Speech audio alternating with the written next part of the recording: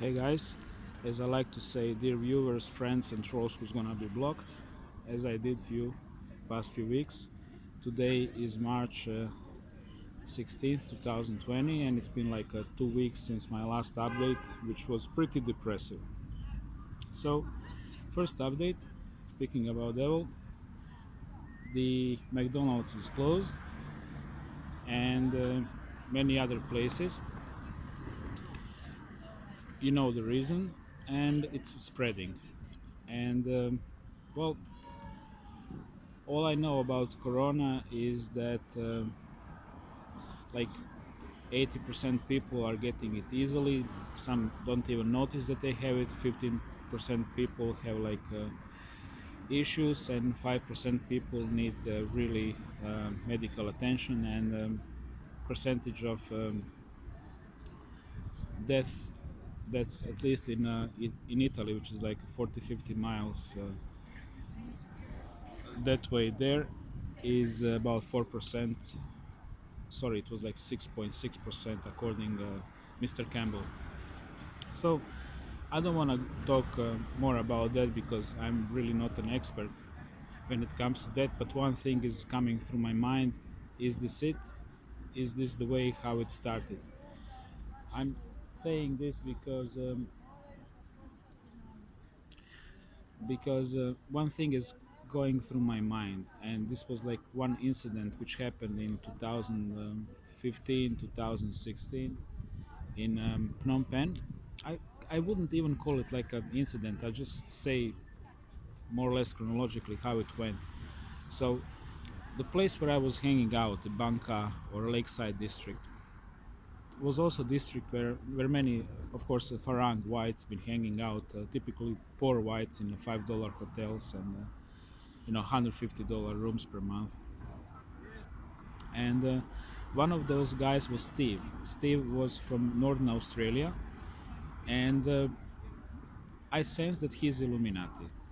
Okay, how I did sense it, I just at one point we've been spending some time together because people been hanging out on two tables in front of one shop. I would normally go there to smoke my ganja and laugh. Yes, you can laugh when I say it, drink soy milk because it's cheap and it's sweet and it can be mixed very nice with coffee. And I'm into coffee, right? So I sensed him, and I told this to one guy. He told him, but one day Steve came to me, and that was shortly because before he went back home, and he said, "Virus, we're gonna use virus. We're gonna use virus." He repeated that two times. I was just sitting calmly, and I'm typically like very in a very strange mood when these guys are around me, when they communicate to me. I'm like, I feel like somebody's like grabbing me for my shoulders. Difficult to explain. And he took off, and I never seen him again. And I thought, like, yeah, I heard lots of crap from them, so I didn't really take it seriously. But anyway, I'm just saying you. All I know about this guy is that he worked in a liquor store in North Australia, and that he had aborigines that he was not supposed to sell them because they had low alcohol resistance. And he worked as a teacher in Phnom Penh. And that's all I know. Like a shorter guy with a darker hair. That's all. So that off my chest. Another thing is, well, I should actually start with this. Thank you for your support.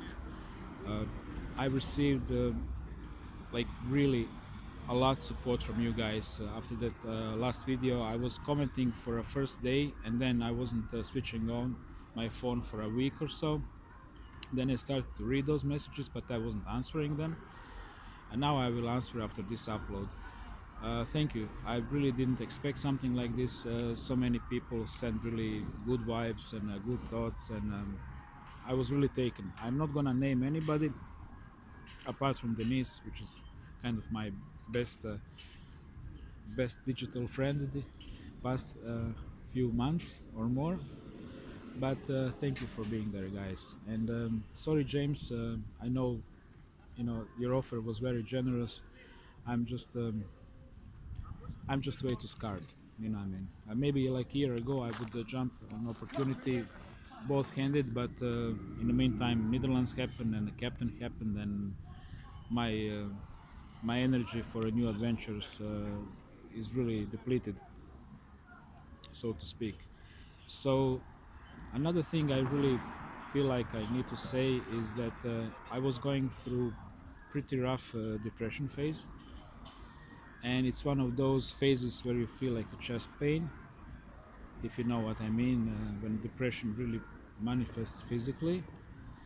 So it was like that, and I think I managed to get out step by step. I was meditating a bit. I was spending lots of time in nature, charging my batteries, and one thing I think that one thing helped me, which was remembering. I started to slowly to remember who I was, who I am.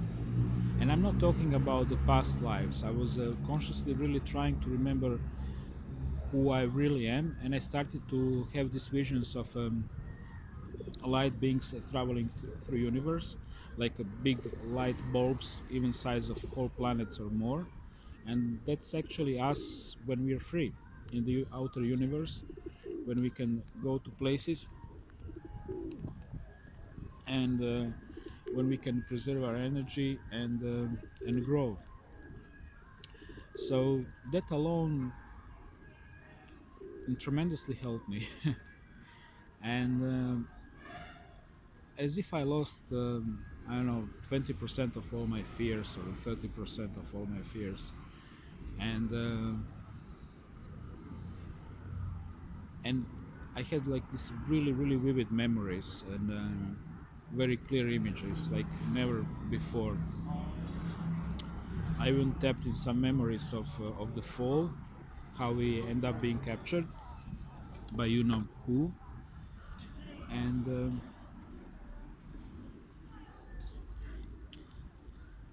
that much about it. So what's next? I don't know, guys. I'm just gonna finish with one curiosity. You see that balcony here, where it says Radio Rijeka? Well, according many people, this is actually place, this balcony and this square right there, looking to see, is the place where fascism was born. When Gabriele D'Annunzio, gran poeta italiano, è venuto qua a Fiume, came here in Rijeka, I think, well, correct me if I'm wrong, I'm not really human encyclopedia, 1919 or 1920, and he was a proto-fascist. He was, the very beginning of the fascism. It's a long story how it all happened. You can check it out anywhere on a YouTube and a Google his story. But the main part is he with his Arditi, Italian shock troops, he occupied the western part of Rijeka and established his small state. And he started to do typical, later on copied by the Mussolini, many things, including Roman salute, including Aya Aya Alala talks when he was like talking to the crowd from the radio, and at the same time broadcasting, which was like really high tech in 1919, and they responding him back, and that going live, you know, all over Italy and neighboring communities here. And that was later on copied by him, later on by Hitler. And another thing he also copied is, you know, if you remember from history, Blutfahne, blood Fahne flag. It was copied later on by Adolf Hitler. You guys who are into Second World War history, you know what I'm talking about.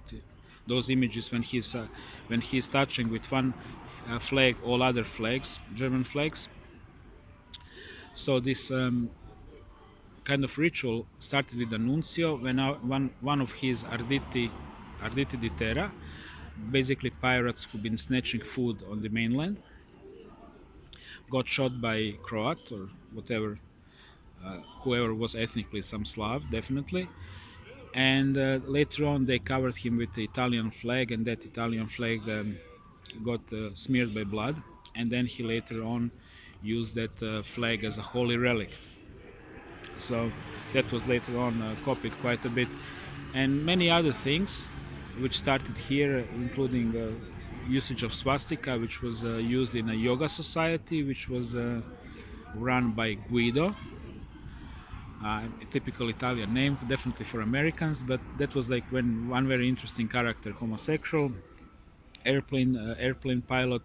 At one occasion, he had an engine failure. He landed his airplane in Croatia by some Orthodox church. He picked up one very small donkey, tied it up to the airplane, and flew airplane back to Rijeka. And later on, he used this donkey as his, well, more than just a mascot and a pet, as a friend. He was riding him around in a truck and so on. So it was a very interesting scene. Check it out when you can. But this is the place. And 100 years after that, 2020 came. Rijeka is a European city of culture. Those flags represent that. I wasn't part of these happenings here because I'm not into Masonic / Illuminati / Satanic happenings, which been really into these colors. But another thing which is coming through my mind is what Voivoda told me. Those who following my channel don't need me to explain every character which been presented here. So he told me, what do you, Kruno, think, why are they opening day, he's talking for his people day, why are they opening Rijeka as a European city of culture on almost exactly 100 years from D'Annunzio's beginning of the fascism and taking this part of town. So yeah, I was like, I don't know, man. He says something's gonna happen, wink wink, something along these lines.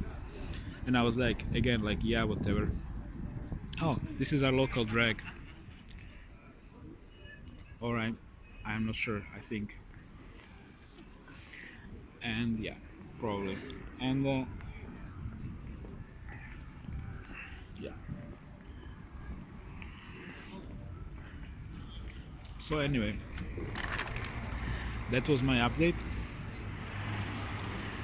Write me messages, I'll gonna respond eventually. And thank you for watching. I really appreciate it, guys. You gave me much more support than I actually anticipated. I'm really happy that I stumbled upon you, or I'm happy that we stumbled upon each other in this digital world. I'm out of the good advices. Watch your back and take care.